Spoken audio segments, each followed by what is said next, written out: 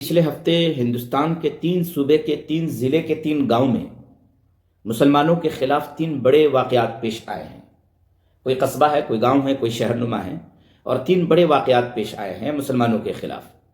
और ये जो तीनों सूबे हैं, ये वो सूबे हैं जहां पर बीजेपी की हुकूमत है।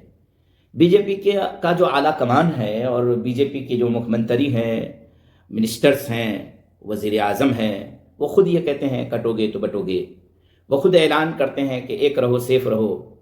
यानी वो प्रोवोक करते हैं अपने उन गांव में रहने वाले हिंदू भाइयों को कि मुसलमानों के खिलाफ उठ खड़े हो जाओ, इन्हें रहने मत दो, इनको परेशान करो, इनको हर एतबार से तंग करो, और इनको इतना तंग करो कि ये मुर्तद होने के लिए तैयार हो जाए।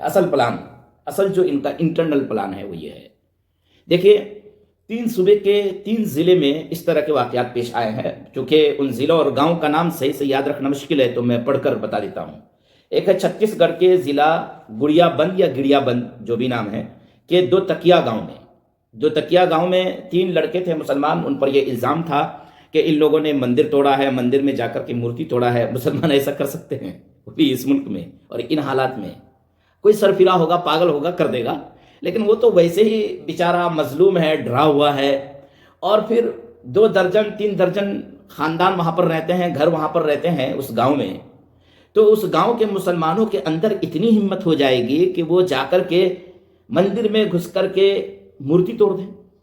इस इल्ज़ाम में 3 नौजवानों को पकड़ लिया गया था और फिर उनको जेल में डाल दिया गया था। मामला कोर्ट तक गया, उनको रिहाई हो गई। वो वापस आए तो वहाँ के हिंदू भड़क गए कि तुम वापस इस गांव में क्यों आए, तुमको इस गांव में नहीं रहने दिया जाएगा। लिहाजा वहाँ पर दंगा हुआ और उन खानदानों को मारा गया, गाड़ियाँ तोड़ दी गई, घर तोड़ दिए गए, आग लगा दी गई। पुलिस आई, पुलिस ने वहाँ आकर के रोकथाम की जो कोशिश की तो पुलिस को मारा गया। 6 पुलिसकर्मी जख्मी हो गए, पुलिस अहलकार जख्मी हो गए। FIR दर्ज नहीं हुआ है उन लोगों के खिलाफ, उन लोगों की कोई पकड़ धकड़ नहीं हो रही है। हुकूमत किसकी है वहाँ पर? बीजेपी की है। बीजेपी चाहे तो मामले को रोक नहीं सकता है? क्या उन मुलजिमों को पकड़ कर उनको सज़ा नहीं दे सकते हैं? क्या वहाँ पर इंसाफ की फ़िज़ा कायम नहीं कर सकते हैं? लेकिन क्या बीजेपी करेगी? उनके मंशा में ये चीज़ नहीं है, उनके मंशूर में ये चीज़ नहीं है। वहाँ पर मुसलमानों को क्या करना चाहिए, मैं वो आखिर में इंशाअल्लाह बताता हूँ। इसी तरह एक सूबा है मध्य प्रदेश के ज़िला बालाघाट के घोटी नंदोरा गाँव में, ज़िला बालाघाट मध्य प्रदेश, घोटी नंदोरा गाँव एक है। वहाँ पर मुसलमान ज़माने से रह करके आ रहे हैं। अभी वहाँ पर गैर मुस्लिम भाइयों का कोई एक सम्मेलन प्रोग्राम हिंदू एकता के नाम पर, हिंदू सम्मेलन के नाम पर हुआ। उस प्रोग्राम में ये ऐलान किया गया कि इस गांव में जितने मुसलमान हैं इनका बायकाट करें, इनके दुकानों से सामान मत लीजिए, इनको नौकरी मत दीजिए, इनको एक साथ मत रखिए, इनका सोशल बायकाट कर दीजिए। बाज़ाब्ता ऐलान हुआ। और एक बस ड्राइवर थे, मुसलमान थे, किसी स्कूल के बस ड्राइवर थे, उनको निकाल दिया गया। इलेक्ट्रीशियन थे, उनको निकाल दिया गया। यानी वहाँ पर मुसलमानों की ज़मीन तंग कर दी गई। अब वहाँ पर मुसलमान बेचारा सोशल बायकाट के शिकार है। क्या करेंगे वहाँ के मुसलमान? क्या करना चाहिए, आगे का क्या कदम उठाना चाहिए? वो तो वहाँ के जो समझदार लोग हैं वो फैसला लेंगे, जैसा फैसला लेना हो।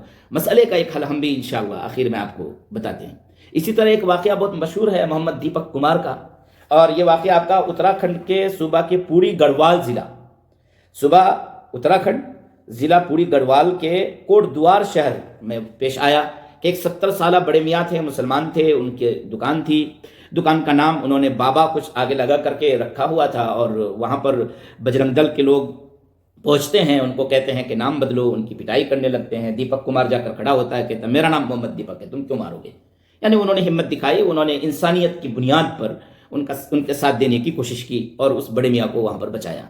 ये हालात हैं, ये हालात गांव में हैं, ये हालात ज़िले में हैं, ये हालात सूबे में हैं। ये हालात पैदा कर रहे हैं सूबे के मुख्यमंत्री, ये हालात पैदा कर रही है वहाँ की पुलिस इंतज़ामिया, ये हालात पैदा कर रहे हैं मुल्क के प्रधानमंत्री खुद। जब मुल्क का प्रधानमंत्री ये कह सकता है कि कपड़े से लोग पहचाने जाते हैं, तो अब इस मुल्क में क्या करना है मुसलमानों को, और इन गाँवों में जो मुसलमान रहते हैं इनको क्या करना है? देखिए, मसाइल का कुछ तो हल है। सबसे पहले नंबर पर काम जो करना है वो ये कि जज्बात में तो नहीं आना है। आप लड़ नहीं सकते हैं, लड़ना मसले का हल भी नहीं है और लड़ना अक्लमंदी भी नहीं है। اب وہ جو چھوٹے چھوٹے گاؤں ہیں جہاں پر اب یہ تمام جو ضلع ہیں، ان ضلعوں میں کسی ضلع میں 1% مسلمان ہے، کسی ضلع میں 2.25% مسلمان ہے، کسی ضلع میں 3.25% مسلمان ہے، اس طرح مسلمان ہے، 3%، 2%، 1%. یہ لڑائی کریں گے تو کیا لڑائی کریں گے؟ نہ ان میں لڑائی کرنے کی طاقت ہے، نہ یہ لڑائی کر سکتے ہیں. تو جذبات میں نہیں آنا ہے، نمبر 1. نمبر 2، FIR درج کرنا ہے. FIR درج کرنے کے لیے جب آپ جائیں گے تھانے میں تو آپ کا FIR نہیں لیا جا سکتا ہے، ممکن ہے نہیں لیا جا سکتا ہے. تو آپ ای میل کر دیجئے، آپ اسپیڈ پوسٹ کر دیجئے. دیکھیے موجودہ ڈیجیٹل زمانے میں بندوق سے بھی زیادہ طاقتور تحریر ہے. جو ڈیجیٹل شواہد ہے وہ ہیں، یعنی آن لائن جو کام آپ کرتے ہیں وہ آپ کے لیے گواہ ہو جاتا ہے. کہیں پر بھی کوئی واقعہ پیش آ رہا ہے، اس کی ویڈیو سازی بہت خفیہ طریقے سے کیا جائے اور اس کو شواہد کے طور پر، گواہ کے طور پر رکھا جائے. اور اسی کے ساتھ ساتھ میل کر کے وہاں کے SP کو، وہاں کے DM کو شکایت درج کر دیں، پولیس کو جا کر کے شکایت درج کر دیں. یہ دوسرے نمبر کا کام کرنا چاہیے. تیسرے نمبر کا کام اس ضلع کے دانشور، مفکر، علماء اور دانشور، مفکر جو عام لوگ ہیں ان کی ذمہ داری ہوتی ہے کہ وہ لیگل سیل بنائیں، وہ وکلا کی ٹیم بنائیں ضلع لیول پر.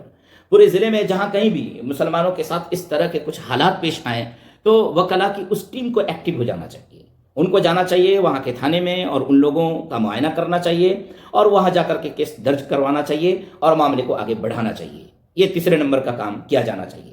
چوتھے نمبر کا کام ہر ضلع میں مسلمانوں کو یہ کرنا ہے کہ ہندو مسلم ایکتا کمیٹیاں بنا لیں.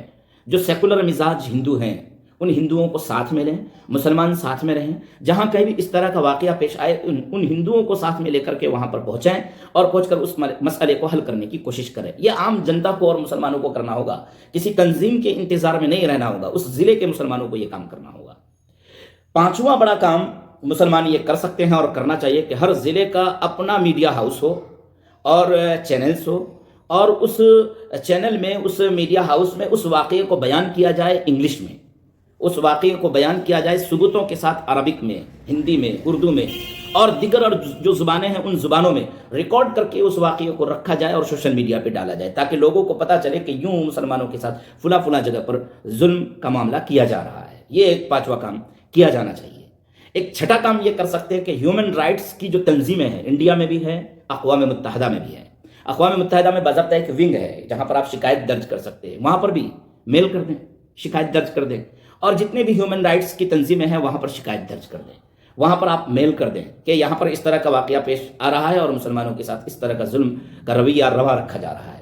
تو اس طرح کی شکایتیں جب آپ درج کر دیں گے اور یہ کثیر تعداد میں ہو جائیں گے تو حکومتوں پر دباؤ بن سکتا ہے. یہ ایک اخلاقی دباؤ بھی ہو سکتا ہے اور جب معاملہ حد سے زیادہ آگے بڑھے گا تو قانونی دباؤ بھی بن سکتا ہے. مسائل کا جو حل ہے وہ اس طرح سمجھ میں آ رہا ہے. ایک حل اور بھی ہے کہ آپ مرتد ہونے سے بچنا چاہ رہے ہیں اور بہت قلیل تعداد میں وہاں پر ہے اور بار بار پریشان کیا جا رہا ہے اور خواتین تک کو پریشان کیا جا رہا ہے، تو آپ کو وہاں سے ہجرت بھی کرنا چاہیے. ہجرت کہاں کریں؟ ہم یہ نہیں کہہ رہے کہ آپ کسی اور ملک میں ہجرت کر لیں، آپ اس ضلع کے شہر میں ہجرت کر لیں. اپنے خود اگر رہنا چاہیں تو رہیں، لیکن اپنے بچوں کی تعلیم کا نظم وہاں سے شہر میں کر لیں اور ان کو شہر کی زندگی دیں، تو وہاں پر اس طرح کے فتنے اور فساد کم ہو سکتے ہیں بالمقابل گاؤں کے. یہ چند مسئلے کا حل میرے ذہن میں آ رہا تھا اس طرح کے واقعات جو درپیش ہوئے ہیں ان واقعات کو سن کر کے، اور میں ان باتوں کو اور بھی وضاحت کے ساتھ پیش کر دینے کی کوشش کروں گا. تو ان باتوں پر اگر عمل کیا جائے تو ممکن ہے کہ ایک حد تک مسئلے کو حل کیا جا سکتا ہے. السلام علیکم ورحمۃ اللہ وبرکاتہ.